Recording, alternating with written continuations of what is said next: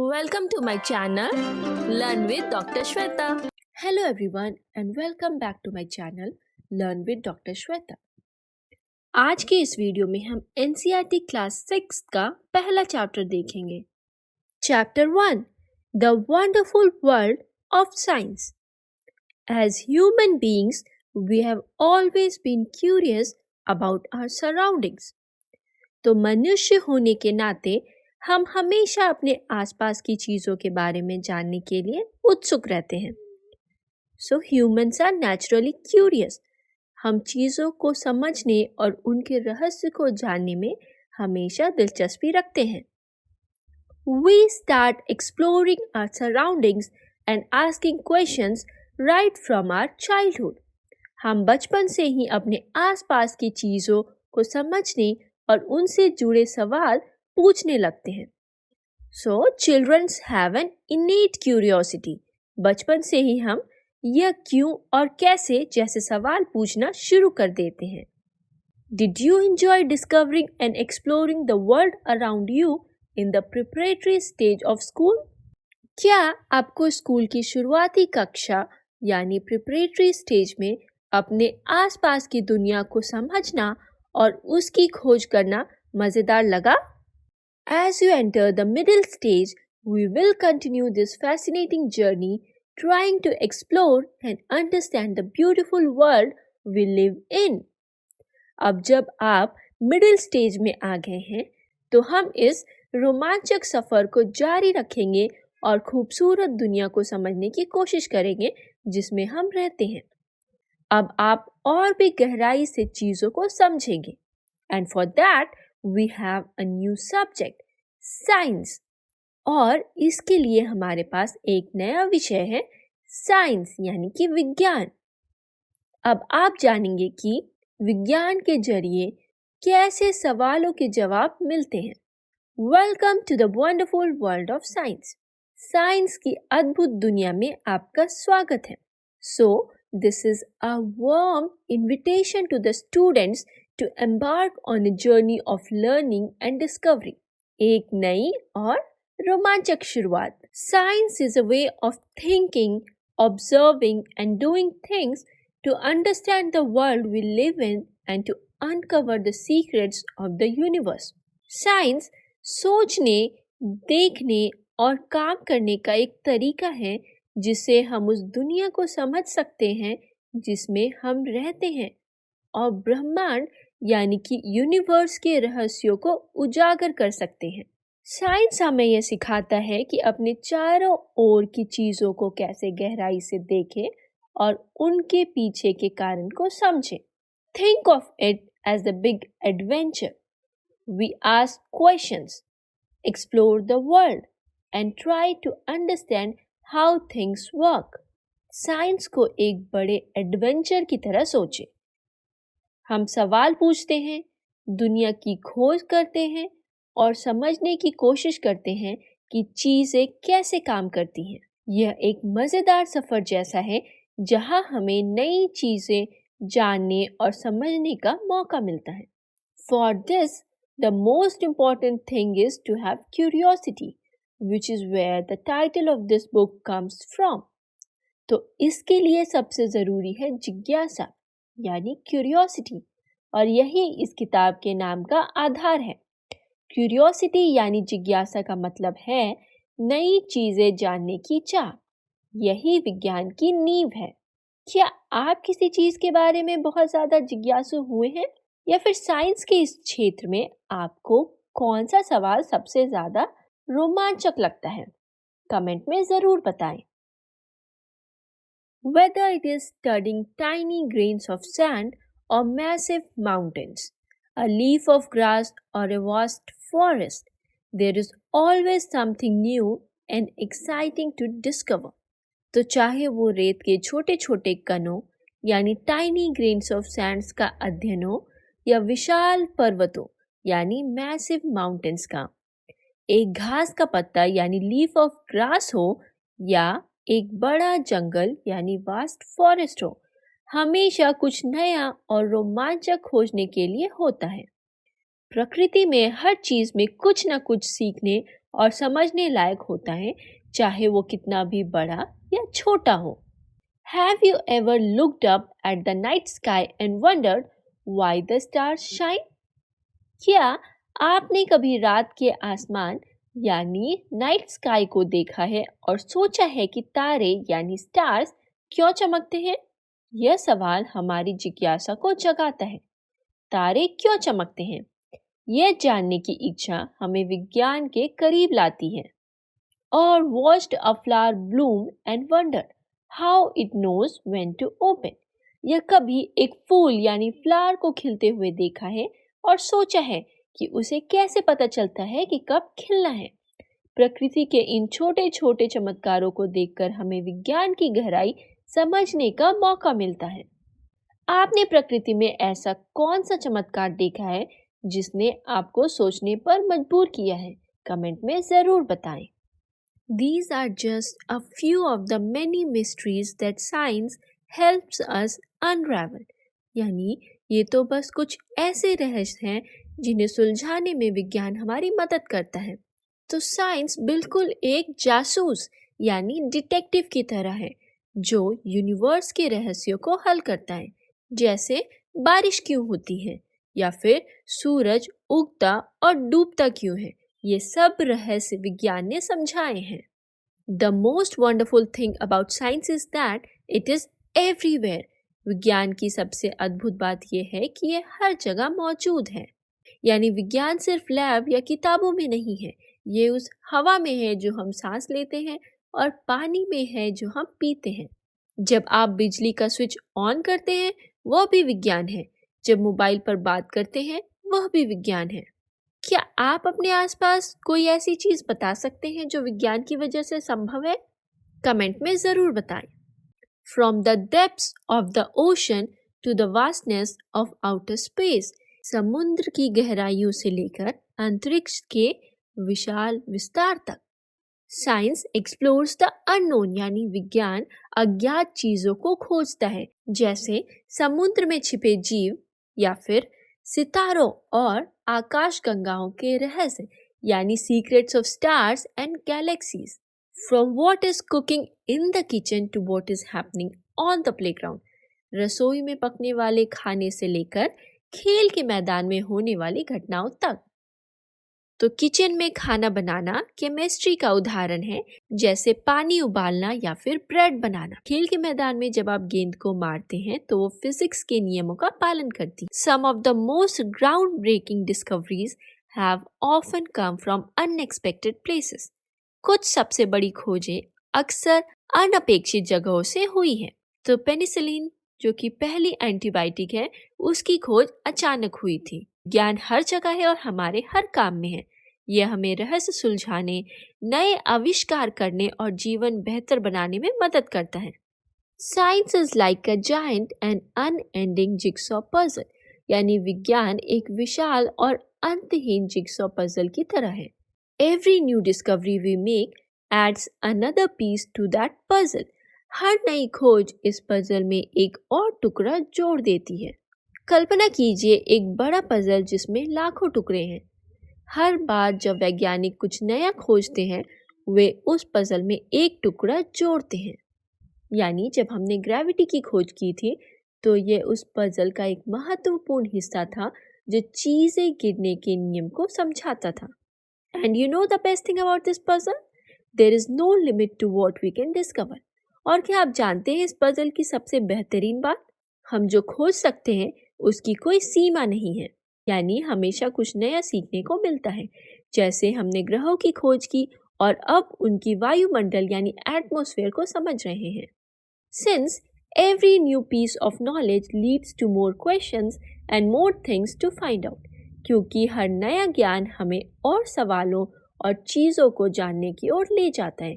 For example, जैसे ही हमने DNA की खोज की, सवाल उठे, यह कैसे काम करता है, क्या इसे बदला जा सकता है, और भी बहुत कुछ। Sometimes we find that a piece of this puzzle has been put in the wrong place and needs to be moved. कभी कभी हमें यह पता चलता है कि पजल का कोई टुकड़ा गलत जगह पर है और उसे हटाकर सही जगह रखना पड़ता है। जैसे कि पहले लोग मानते थे कि पृथ्वी यानी अर्थ यूनिवर्स यानी ब्रह्मांड का केंद्र है, लेकिन बाद में पता चला कि सूर्य केंद्र है यानी sun is the centre of the universe. New discoveries often change our understanding of the world. नई खोजें अक्सर हमारी दुनिया को समझने का तरीका बदल देती है। जैसे बिजली की खोज ने हमारी जिंदगी बिल्कुल बदल दी है। इससे पहले रात अंधेरी और दिन छोटे होते, तो साइंस कभी न खत्म होने वाला आश्चर्य से भरा और हमेशा विकसित होता है। हर खोज न केवल एक रहस्य सुलझाती है, बल्कि नए सवालों के दरवाजे भी खोलती है। As you go through this book, you will encounter interesting ideas. तो जैसे जैसे आप इस किताब को पढ़ेंगे, आपको दिलचस्प विचार मिलेंगे।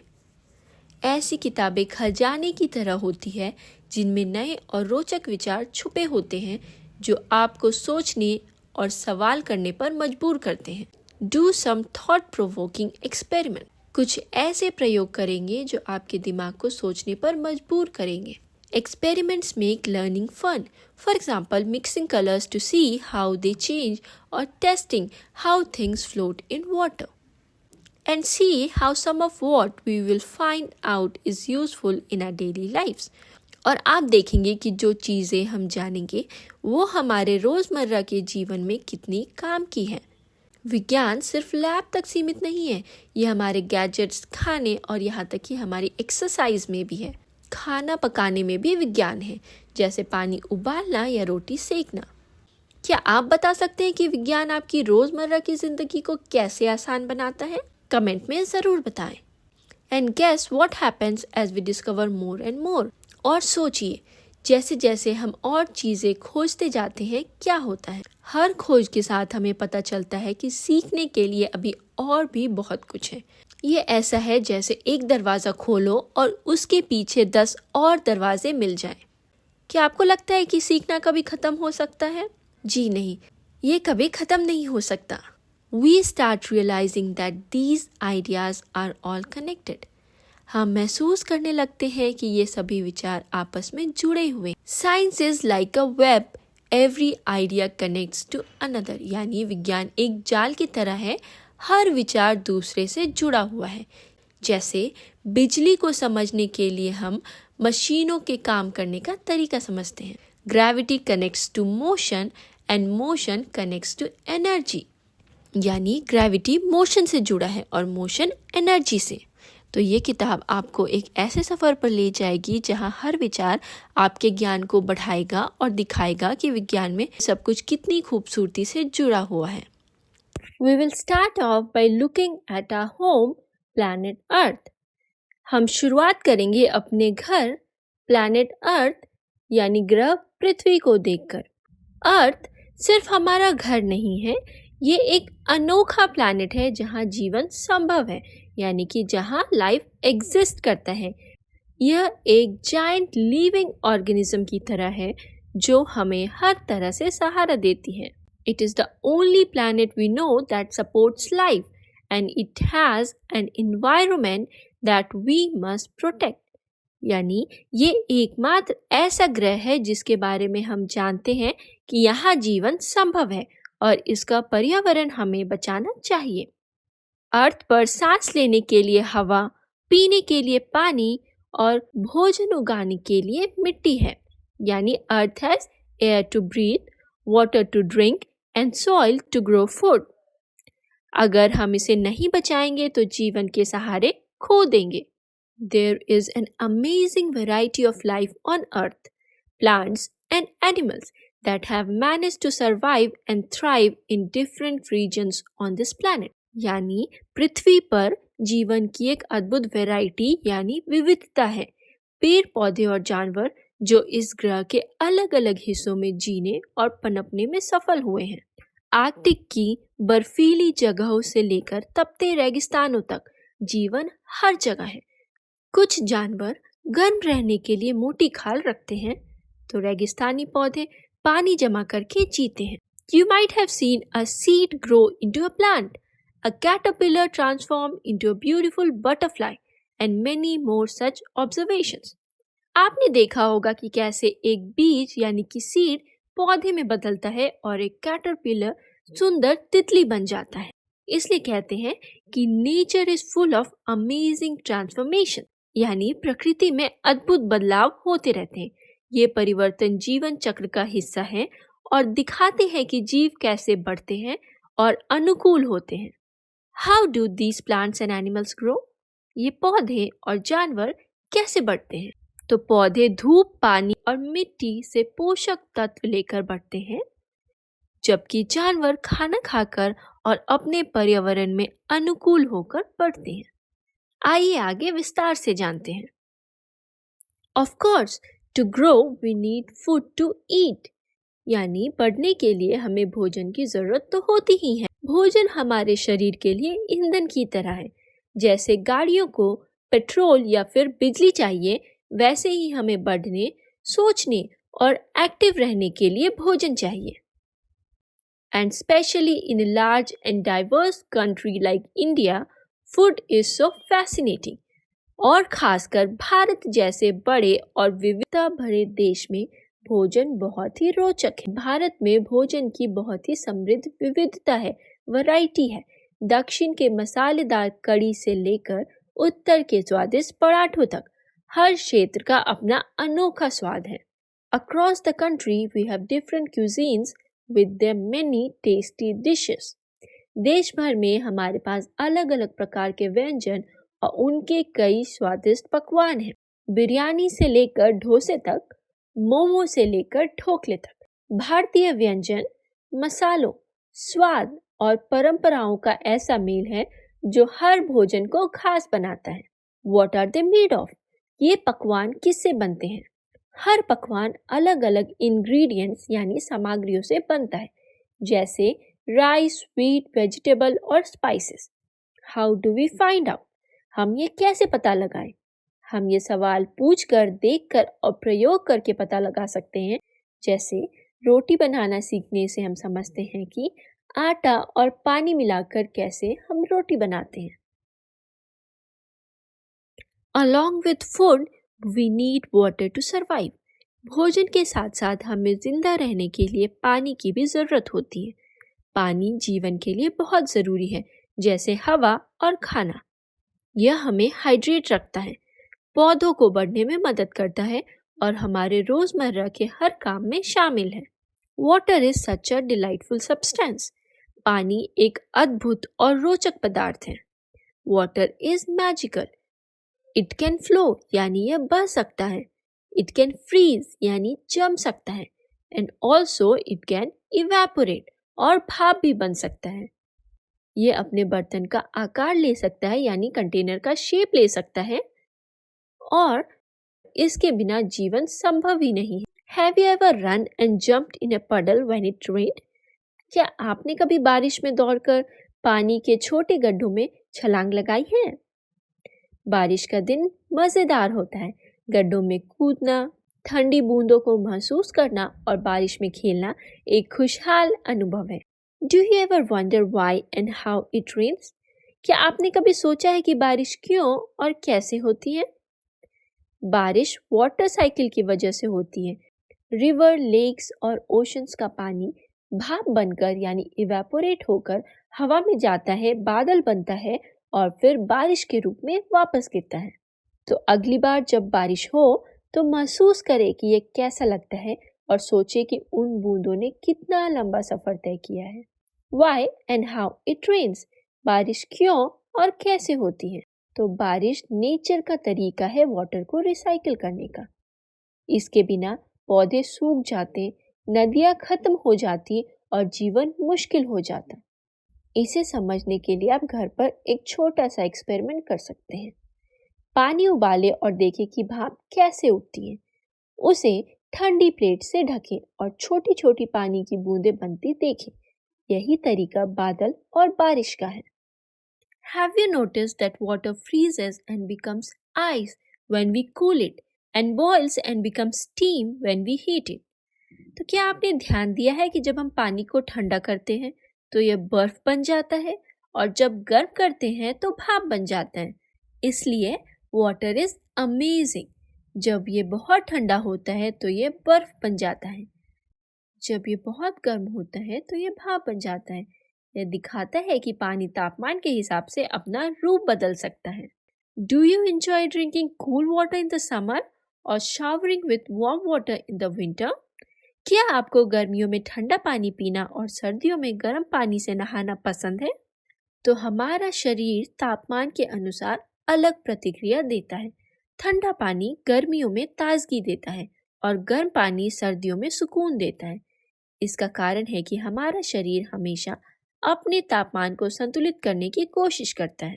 How do we understand hot and cold? हम गर्म और ठंडा कैसे समझते हैं? हम अपनी त्वचा यानी स्किन के जरिए गर्म और ठंडा महसूस करते हैं, जिसमें छोटे छोटे नर्व्स होते हैं जो तापमान को पहचानते हैं। यानी we sense hot and cold through our skin, which has tiny nerves that detect temperature. जब कुछ बहुत गर्म या ठंडा होता है तो ये नर्व्स हमारे दिमाग को संकेत भेजते हैं। So, when something is too cold or hot, these nerves send signals to our brains. Whether it is water or our own body when we have fever, finding out how hot something is can be important. चाहे वो पानी हो या हमारा शरीर जब हमें बुखार होता है, ये जानना कि कुछ कितना गर्म है बहुत ज़रूरी हो सकता है। तापमान जानना सुरक्षा और स्वास्थ्य के लिए बहुत ज़रूरी है। उदाहरण के लिए बुखार हमें बताता है कि शरीर में कुछ गड़बड़ है और उबलता पानी ये दिखाता है कि खाना पकने के लिए तैयार है। Then again, there are so many different things around us. The paper we write on, the metal key, the plastic ruler and the rubber eraser in our box, the magnet that keeps the box closed, the clothes we wear, the cup we drink milk in, and so many other things. हमारे आसपास इतनी सारी चीजें हैं। वह कागज जिस पर हम लिखते हैं, मेटल यानी धातु की चाबी, प्लास्टिक का रूलर और बॉक्स में रबर का इरेजर, वो चुंबक जो बॉक्स को बंद रखता है, हमारे पहने हुए कपड़े, वह कप जिसमें हम दूध पीते हैं और कई और चीजें। तो अगर हम आसपास देखेंगे तो हर चीज डिफरेंट मटेरियल की बनी हुई है, each with its own unique properties. For example, paper light होता है और इजी होता है फोल्ड करने में। मेटल की वो स्ट्रॉन्ग एंड शाइनी होता है। प्लास्टिक रूलर फ्लेक्सिबल और ड्यूरेबल होता है। यानी कि हमारी चारों ओर की हर चीज किसी न किसी अलग सामग्री से बनी होती है और उनकी अपनी खासियत होती है। What are they made of? ये चीजें किससे बनी हैं? Every object is made from materials like wood, metal, glass, plastic, rubber और fabric. तो इन मटेरियल का चुनाव इस आधार पर होता है कि वो ऑब्जेक्ट का उपयोग कैसे किया जाएगा। Are they made of different materials? क्या ये चीजें अलग अलग सामग्रियों से बनी होती हैं? Yes. For example, एक कुर्सी लकड़ी या प्लास्टिक और धातु के स्क्रू से बनी हो सकती है।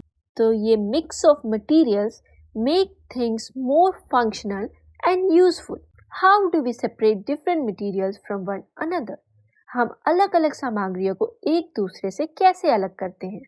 हम सामग्रियों को उनकी विशेषताओं के आधार पर अलग कर सकते हैं, जैसे कि मैग्नेटिज्म, यानी मैग्नेट का यूज करके हम मेटल्स लाइक आयरन को सेपरेट कर सकते हैं। साइज, यानी बड़ी और छोटी चीजों को छलनी से अलग कर सकते हैं। वेट, हम पानी का यूज करके हैवी और लाइट आइटम्स को अलग कर सकते हैं, क्योंकि भारी चीजें डूब जाएगी और हल्की चीजें तैरती रहेंगी। इसीलिए मटेरियल्स को समझने से हमें यह पता चलता है कि चीजें कैसी बनाई जाती है और उन्हें कैसे उपयोग या रिसाइकल किया जा सकता है। ये हमारे आसपास की दुनिया के रहस्य सुलझाने जैसा है। We will have an almost unending list of questions about everything on earth as we further explore this book. यानी जैसे जैसे हम इस किताब को आगे बढ़ेंगे, हमारे पास पृथ्वी यानी अर्थ से जुड़ी चीजों के बारे में सवालों की एक अंतहीन सूची होगी, यानी अनएंडिंग लिस्ट ऑफ क्वेश्चंस होंगी। यह बताता है कि विज्ञान यानी साइंस हमारे मन में उठने वाले हर सवाल का जवाब देने की कोशिश करता है। But why limit our questions to the earth alone? लेकिन हमारे सवाल सिर्फ पृथ्वी तक ही क्यों सीमित हो? यह सोचने के लिए प्रेरित करता है कि हमारा ब्रह्मांड यानी यूनिवर्स कितना विशाल है और इसमें और भी बहुत कुछ जानने को है। We can ask questions on things beyond the sun, the moon and the millions of stars that shine in the sky. हम उन चीजों के बारे में सवाल पूछ सकते हैं जो पृथ्वी से परे है, सूरज यानी सन, चांद यानी मून और आसमान में चमकते हुए लाखों तारे यानी stars.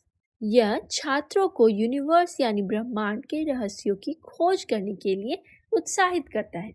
Whether you are learning about the structure of a leaf, discovering how things move, or separating the skin of a peanut seed, चाहे आप एक पत्ते की संरचना यानी स्ट्रक्चर ऑफ अ लीफ के बारे में सीख रहे हो, यह जान रहे हो कि चीजें कैसे चलती है यानी हाउ थिंग्स मूव, या मूंगफली के बीज यानी पीनट सीड की त्वचा को अलग कर रहे हो, यह दर्शाता है कि साइंस हर छोटी बड़ी चीजों में होता है जिन्हें हम रोजमर्रा की जिंदगी में अनुभव करते हैं। We hope each chapter of this book will ignite your spirit of inquiry. हमें उम्मीद है कि इस किताब का हर अध्याय यानी चैप्टर आपकी जिज्ञासा की भावना यानी स्पिरिट ऑफ इंक्वायरी को प्रज्वलित करेगा। यह छात्र को प्रेरित करता है कि वे अपने मन में सवाल पूछने और उनका जवाब खोजने के लिए तैयार रहे। And hopefully you will have lots of questions in your mind. और हमें उम्मीद है कि आपके मन में बहुत सारे सवाल होंगे। सवाल पूछना ही साइंस सीखने का पहला कदम है। यह बच्चों को यह महसूस कराता है कि सवाल पूछना जरूरी और रोमांचक है। Even though you may not realize it, you have already been finding answers to many of your questions.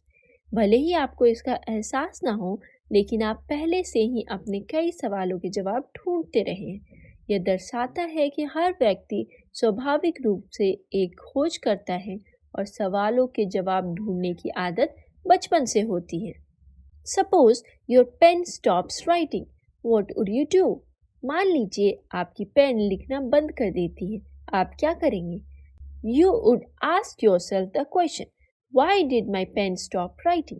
आप खुद से सवाल करेंगे, मेरी पेन ने लिखना क्यों बंद कर दिया? यह बताता है कि सवाल पूछना समस्या का हल ढूंढने का पहला कदम है। You might guess that the ink finished. आप अंदाजा लगा सकते हैं कि शायद इंक यानी स्याही खत्म हो गई है। ये अनुमान लगाने और संभावित करना ढूंढने की प्रक्रिया को दर्शाता है जो वैज्ञानिक सोच का एक हिस्सा है। You then test this guess by opening the pen and checking the ink refill.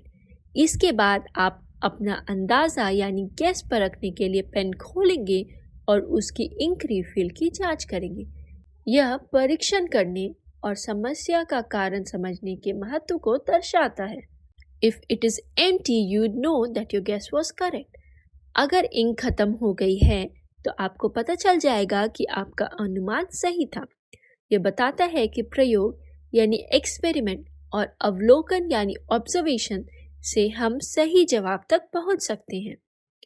But suppose you find that the ink was not finished.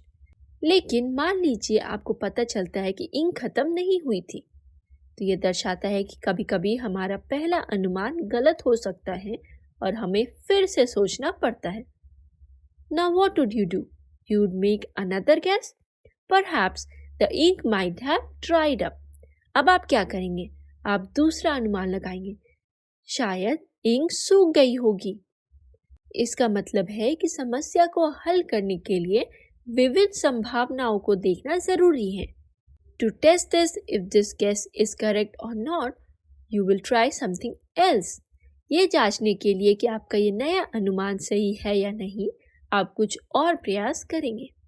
यह दर्शाता है कि परीक्षण यानी टेस्टिंग और नया उपाय यानी ट्राइंग ऑल्टरनेटिव्स करना वैज्ञानिक सोच का हिस्सा है। This is exactly how science works. यही तरीका है जिससे विज्ञान यानी साइंस काम करता है। यह छात्रों को यह समझाने के लिए है कि उनके रोजमर्रा के अनुभव साइंस के सिद्धांतों से जुड़े हैं। The way you tried to find out why your pen stopped writing is an example of the scientific method. जिस तरह आपने ये पता लगाने की कोशिश की कि आपकी पेन क्यों लिखना बंद कर दी, ये वैज्ञानिक विधि यानी साइंटिफिक मेथड का एक उदाहरण है। ये वैज्ञानिक विधि को एक सरल और व्यवहारिक तरीके से समझाने के लिए है। Now let's have a look on the activity. So the activity is, let us think and write. Write about a similar problem that you tried to solve. What steps did you take? तो इस activity में आपको क्या करना है? आपको सोचना है और लिखना है एक ऐसी समस्या के बारे में जिसे आपने हल करने की कोशिश की थी और आपने कौन कौन से स्टेप्स उठाए। आप बाद में इसे आराम से सोचें और लिखें। चलिए आगे बढ़ते हैं। Science is not just about memorizing facts and figures or doing experiments. यानी विज्ञान केवल तथ्यों और आंकड़ों को याद करने या प्रयोग करने तक सीमित नहीं। It is about following step-by-step process that helps us find answers to our question. तो विज्ञान का मतलब है एक स्टेप बाय स्टेप प्रोसेस का पालन करना जो हमारे सवालों के जवाब खोजने में मदद करता है। So what are the steps that we can follow? तो हम कौन कौन से कदम उठा सकते हैं? First, we observe something that we find interesting or we do not understand. तो पहले हम कुछ देखते हैं जो हमें दिलचस्प लगता है या जिसे हम समझ नहीं पाते। हमारे आसपास की दुनिया को समझने की पहली कड़ी वो होती है जब हम किसी चीज को देखते हैं जो हमारा ध्यान खींचती है। यही से हमारी जिज्ञासा शुरू होती है। This makes us wonder and perhaps think of a question about it. ये हमें सोचने पर मजबूर करता है और शायद इसके बारे में एक सवाल दिमाग में आता है। जब हम कुछ असमान या दिलचस्प देखते हैं तो यह हमारे दिमाग में सवाल पैदा करता है। ये साइंटिफिक प्रोसेस की शुरुआत है। Then we guess a possible answer to that question. इसके बाद हम एक अनुमान, जिसे हाइपोथेसिस कहते हैं, लगाते हैं कि जवाब क्या हो सकता है। यह एक थ्योरी की तरह होता है जिसे हम टेस्ट करना चाहते हैं। We test this guess through experiments or more observations. हम इस अनुमान को प्रयोगों या फिर निरीक्षणों के द्वारा टेस्ट करते हैं। तो हमें अपने अनुमान को सही साबित करने के लिए टेस्ट करना जरूरी होता है। ये प्रयोगों यानी एक्सपेरिमेंट्स, निरीक्षणों यानी ऑब्जर्वेशंस या परीक्षणों या फिर ट्रायल्स के द्वारा किया जाता है। We then try to analyze the results to see if it actually answered our questions. फिर हम परिणामों का विश्लेषण करते हैं, यह देखने के लिए कि क्या इसने सचमुच हमारे सवाल का जवाब दिया है। तो परीक्षण करने के बाद यानी टेस्ट परफॉर्म करने के बाद हम परिणामों का ध्यानपूर्वक विश्लेषण करते हैं, यानी we carefully analyse the result, यह देखने के लिए कि क्या ये हमारे अनुमान का समर्थन करता है या हमें एक नया अनुमान लगाना होगा। तो ये जो कंप्लीट प्रोसेस है, ऑब्जर्विंग, गेसिंग, टेस्टिंग और एनालाइजिंग, हमें हेल्प करता है हमारी दुनिया को बेहतर तरीके से समझने में। और ये एक सिंपल वर्जन है साइंटिफिक मेथड का। Scientists are people who follow the scientific method to solve problems or to discover new things. तो वैज्ञानिक वे लोग होते हैं जो समस्याओं का हल करने या नई चीजें खोजने के लिए वैज्ञानिक विधि का पालन करते हैं। वैज्ञानिक सोचते हैं, अनुमान लगाते हैं, प्रयोग करते हैं और परिणाम का विश्लेषण करते हैं। यानी साइंटिस्ट ऑब्जर्व करते हैं, क्वेश्चन करते हैं, गेस करते हैं, टेस्ट करते हैं और एनालाइज करते हैं। But anyone who follows the scientific method is working like a scientist. लेकिन जो भी व्यक्ति वैज्ञानिक विधि यानी साइंटिफिक मेथड का पालन करता है वो वैज्ञानिक की तरह काम कर रहा है। साइंटिस्ट की तरह सोचने के लिए आपको लैब कोट की जरूरत नहीं है। अगर आप जिज्ञासु हैं यानी क्यूरियस है, सवाल पूछते हैं यानी क्वेश्चंस पूछते हैं और विचारों को परखते हैं यानी आइडियाज को टेस्ट करते हैं, तो आप वैज्ञानिक की तरह काम कर रहे हैं। Someone cooking food may be wondering why the dal has spilled out of the cooker. Was there too much water? यानी कोई खाना पकाने वाला ये सोच सकता है कि कुकर से दाल क्यों बाहर निकल गई, क्या पानी बहुत ज्यादा था? तो इससे हमें यह पता चलता है कि रोजमर्रा की गतिविधियों यानी कि एवरीडे एक्टिविटीज में भी वैज्ञानिक सोच शामिल होती है। खाना बनाने वाला दाल का बाहर गिरना को देख रहा है और एक सवाल बना रहा है, was there too much water? क्या पानी बहुत ज्यादा था? ये एक हाइपोथेसिस यानी अनुमान का उदाहरण है। ये समझाने का प्रयास कि ऐसा क्यों हुआ। अगला कदम इसे टेस्ट करना होगा, जैसे अगली बार कम पानी डालकर देखना होगा कि समस्या हल हुई या नहीं। इसका मतलब हुआ कि साइंटिफिक थिंकिंग लैब में काम कर रहे साइंटिस्ट तक ही सीमित नहीं है, ये हम सभी अपनी रोजमर्रा की जिंदगी में करते हैं। देखना, सवाल करना और टेस्ट करना हमें समस्याओं को बेहतर तरीके से हल करने में मदद करता है। Think of a bicycle repair person trying to find out why a tire is flat. From where did the air leak out? सोचिए एक साइकिल मैकेनिक के बारे में जो ये पता लगाने की कोशिश कर रहा है कि टायर पंचर क्यों हुआ है, हवा कहाँ से निकली। यहाँ मैकेनिक एक सवाल से शुरुआत करता है, टायर पंचर क्यों है? यह उसका निरीक्षण है, यानी उसकी ऑब्जर्वेशन है। इसका जवाब पाने के लिए वो टायर को ध्यान से जांचता है कि कहीं कोई छेद या कट तो नहीं है। और an electrician trying to find why a light bulb is not working, is there some problem with the bulb और द स्विच।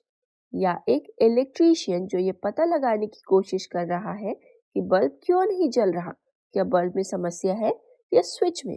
तो यहाँ इलेक्ट्रीशियन भी साइंटिस्ट की तरह सोच रहा है। वो समस्या यानी बल्ब का ना जलना को देखता है, सवाल करता है और अलग अलग संभावनाओं को जांचता है, जैसे बल्ब, स्विच या फिर wiring. When we try to ask questions and find out answers in a way, we are all scientists. तो जब हम सवाल पूछते हैं और उनके जवाब ढूंढने की कोशिश करते हैं, तो एक तरह से हम सब वैज्ञानिक हैं। तो क्यूरियोसिटी यानी जिज्ञासा और प्रॉब्लम सॉल्विंग स्किल्स यानी समस्या को हल करना वैज्ञानिक यानी साइंटिस्ट होने का मुख्य आधार है। जब भी आप क्यों और कैसे पूछते हैं और जवाब खोजने की कोशिश करते हैं, आप साइंटिफिक मेथड का उपयोग कर रहे होते हैं। Now let's have a look on activity 2. So describe a daily life situation where you feel someone was following a scientific method. तो आपको किसी ऐसी रोजमर्रा की स्थिति का वर्णन करना है जहां आपको लगे कि कोई वैज्ञानिक विधि यानी साइंटिफिक मेथड का पालन कर रहा है। चलिए मैं आपको एक एग्जांपल बताती हूँ।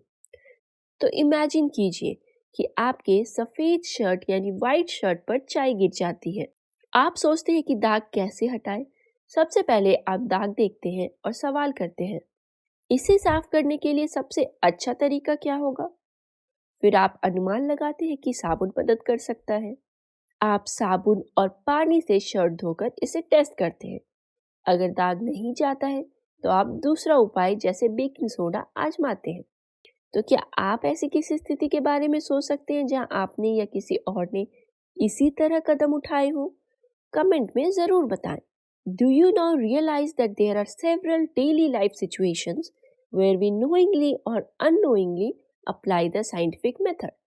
तो क्या अब आपको महसूस होता है कि कई रोजमर्रा की स्थितियों में हम जानबूझकर या अनजाने में साइंटिफिक मेथड का उपयोग करते हैं, चाहे वो टपकते हुए नल को ठीक करना हो या पता लगाना हो कि फोन चार्ज क्यों नहीं हो रहा। हम अक्सर देखते हैं, अनुमान लगाते हैं, टेस्ट करते हैं और सीखते हैं बिना ये जाने कि हम साइंटिस्ट की तरह काम कर रहे हैं। दो we all apply the scientific method to some extent, learning science will develop our capabilities for finding solutions to bigger problems and solving more mysteries of the universe. हालांकि हम सभी किसी हद तक साइंटिफिक मेथड यानी वैज्ञानिक विधि का उपयोग करते हैं, लेकिन विज्ञान सीखने से यानी साइंस सीखने से हमारी बड़ी समस्याओं को हल करने और यूनिवर्स के अधिक रहस्यों को सुलझाने की क्षमता बढ़ती है। साइंस हमें ट्रेन करता है क्रिटिकली थिंक करने के लिए और लॉजिकल सॉल्यूशंस फाइंड करने के लिए, और इस स्किल को इम्प्रूव करके हम टैकल कर सकते हैं global changes like climate change और एक्सप्लोर कर सकते हैं स्पेस मिस्ट्रीज को। And to be able to learn science well, the first and foremost thing is to be curious and observe your surroundings keenly. और science को अच्छी तरह से सीखने के लिए सबसे पहले और सबसे ज़रूरी चीज़ है जिज्ञासु होना, यानी क्यूरियस होना, और अपने आसपास को बारीकी से निरीक्षण करना, यानी ऑब्जर्व करना। तो जिज्ञासा यानी क्यूरियोसिटी साइंस का स्टार्टिंग पॉइंट है। जैसे पत्ते रंग क्यों बदलते हैं, यानी why do leaves change colour, या फिर पक्षी कैसे उड़ते हैं, हाउ डू बर्ड्स फ्लाई, जैसे सवाल पूछना खोज की ओर ले जाता है। And when we are curious, we start posing questions, asking how and why. Just remember, the world is full of things we do not know, things that are waiting to be explored. और जब हम जिज्ञासु होते हैं यानी curious होते हैं, तो हम सवाल पूछने लगते हैं, कैसे और क्यों। बस याद रखिए, दुनिया ऐसी चीज़ों से भरी हुई है जो हमें नहीं पता और जो खोजे जाने का इंतज़ार कर रही है। जितने ज़्यादा हम जिज्ञासु होंगे, उतना ही हम खोज करेंगे। तो साइंस अज्ञात को खोजने और समझने के बारे में है। यह दुनिया एक खजाने की तरह है जो रहस्यों से भरी हुई है। Now let's have a look on activity 3. So let us think and write. If you have to ask why about something, what did you ask about? तो question है, if you have to ask why about something, what would you ask about? अगर आपको किसी चीज के बारे में क्यों पूछना हो, तो आप क्या पूछेंगे? फॉर एग्जाम्पल, अगर आपके मन में ये सवाल आए कि पत्ते पतझड़ में पेड़ों से क्यों गिरते हैं, यानी why do leaves fall from trees in autumn? तो ये सवाल आपको इसलिए आया क्योंकि आप क्यूरियस हैं नेचर के बारे में। ये ऐसी चीज है जिसे हम देखते हैं लेकिन पूरी तरह समझ नहीं पाते। क्यों? पूछना इसे जानने का पहला कदम है। Try to write down how you would attempt to find an answer to your question. इस सवाल का जवाब पाने के लिए आप क्या क्या प्रयास करेंगे, इसे लिखने की कोशिश करें। तो हम जानने की कोशिश करते हैं कि अगर आपको जानना हो कि पत्ते पेड़ से पतझड़ में क्यों गिरते हैं, तो आप क्या क्या स्टेप्स लेंगे इसे जानने के लिए। तो पहला है कि आपको ऑब्जर्व करना है। तो आप पतझड़ के दौरान पेड़ों को ध्यान से देखेंगे कि पत्ते गिरने से पहले क्या होता है। फिर आप रिसर्च करेंगे, आप किताबें पढ़ेंगे या ऑनलाइन खोज करेंगे ताकि ये समझ सके कि साइंटिस्ट इस प्रोसेस के बारे में क्या कहते हैं। फिर आप एक्सपर्ट से पूछेंगे, यानी इस बारे में आप अपने टीचर से या फिर बोटैनिस्ट से पूछेंगे। अगला स्टेप है एक्सपेरिमेंट का। तो अगर संभव हो तो आप अलग अलग प्रकार के पेड़ों का निरीक्षण करेंगे, यानी ऑब्जर्व करेंगे, ताकि ये देख सके कि क्या सभी पत्ते एक ही तरह से गिरते हैं। तो ये एक प्रॉपर स्टेप है जिसमें आप अपने क्यों का जवाब ढूंढ सकते हैं। तो ऐसा कौन सा सवाल है जिसे आप हमेशा पूछना चाहते थे? आप इसका जवाब कैसे खोजने की कोशिश करेंगे? कमेंट में ज़रूर बताएं। चलिए एक और एग्जाम्पल देखते हैं। क्या आपने कभी सोचा है कि बारिश के बाद रेनबोज क्यों दिखाई देते हैं? तो अगर आपने सोचा है तो आप इसे जानने के लिए क्या क्या स्टेप्स लेंगे? पहला है फिर से ऑब्जर्व करेंगे, देखेंगे कि इंद्रधनुष कब दिखाई देता है और मौसम कैसा होता है। फिर आप साइंटिफिक एक्सप्लेनेशंस के बारे में पता लगाएंगे, यानी ये पता लगाएंगे कि धूप और पानी की बूंदें कैसे इंटरैक्ट किया करती हैं, यानी कि how sunlight and rain drops interact. फिर आप एक एक्सपेरिमेंट कर सकते हैं with a glass of water and a flashlight to see अगर आप घर पर ही एक रेनबो बना सकते हैं। तो क्यों पूछना दुनिया को समझने की शुरुआत है। ये एक्टिविटी हमें सिखाती है कि कैसे जिज्ञासा यानी क्यूरियोसिटी हमें डिस्कवरी की तरफ यानी खोज की ओर ले जाती है।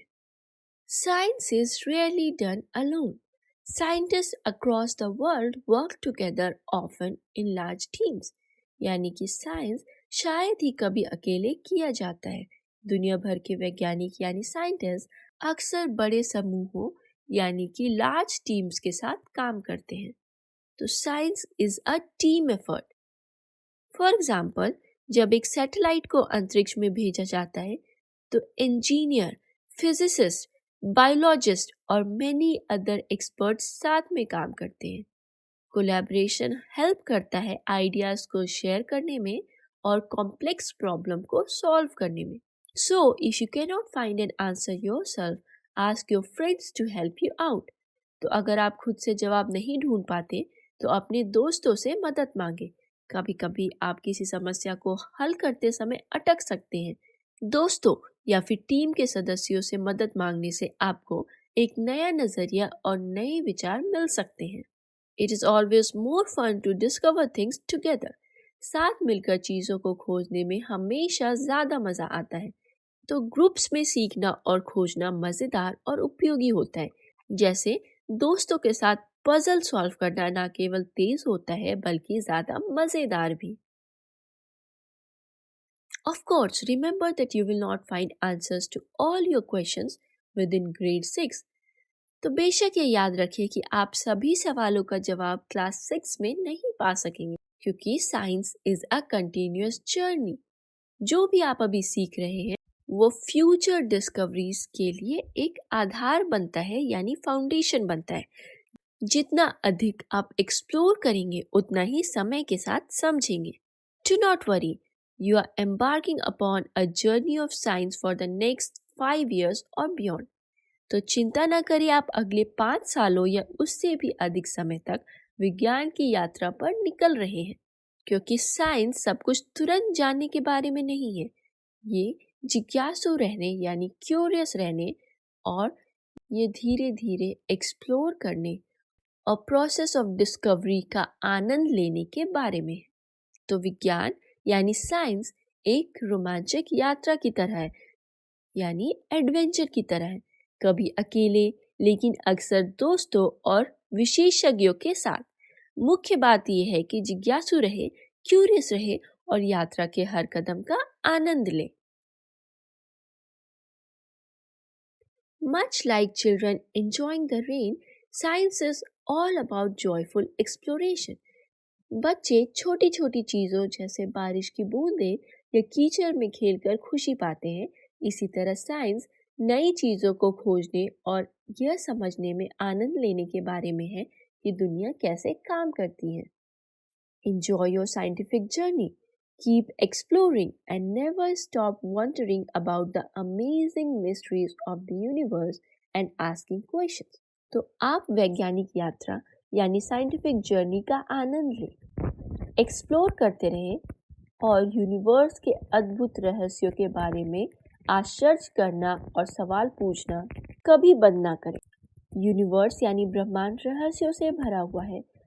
कैसे और क्यों पूछते रहना इस यात्रा को रोमांचक बनाए रखता है। After all, to be a wise person you must be a wise person. आखिरकार एक समझदार व्यक्ति बनने के लिए आपको क्यों पूछने वाला व्यक्ति बनना होगा। तो सच में समझदार बनने के लिए आपको क्यों पूछना होगा, ये सीखने और समझने की कुंजी है। For example, why do stars shine? तारे क्यों टिमटिमाते हैं? हर क्यों सवाल गहरी जानकारी की ओर ले जाता है और जिज्ञासा को प्रज्वलित करता है। ज्ञान और समझदारी में बढ़ने के लिए हमेशा क्यों पूछने वाला व्यक्ति बने। सवाल पूछते रहे, एक्सप्लोर करते रहे और सीखते रहे। Are you ready to embark upon the exciting journey of science? क्या आप विज्ञान की इस रोमांचक यात्रा पर निकलने के लिए तैयार हैं? Let us get started. तो चलिए शुरुआत करते हैं। तो साइंस केवल एक विषय नहीं है, ये जिज्ञासा, खोज और अनंत संभावनाओं से भरा हुआ एक रोमांच है। तो चलिए आगे के चैप्टर्स को साथ में पढ़ेंगे और समझेंगे और साइंस को और ज़्यादा अच्छे से समझने की कोशिश करेंगे। आज के लिए बस इतना ही, मिलते हैं अगले चैप्टर में। अगर ये वीडियो पसंद आए तो लाइक कीजिए, सब्सक्राइब कीजिए और बेल आइकन दबाना मत भूलिए। मिलते हैं अगले वीडियो में।